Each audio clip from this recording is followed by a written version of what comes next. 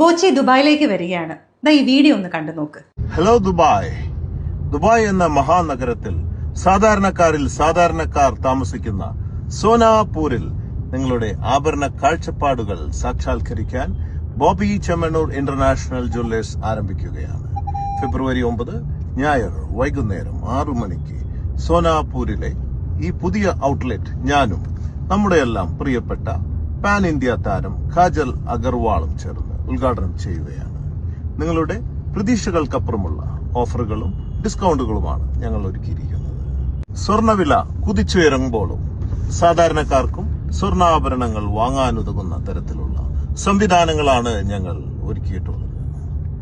ഞങ്ങൾ പുതിയതായി തുടങ്ങാൻ പോകുന്ന 25 ജ്വല്ലറി ഷോറൂമുകളിലേക്ക് തൊഴിലവസരങ്ങളും ബിസിനസ് അവസരങ്ങളും ഒരുക്കിയിരിക്കുന്നു.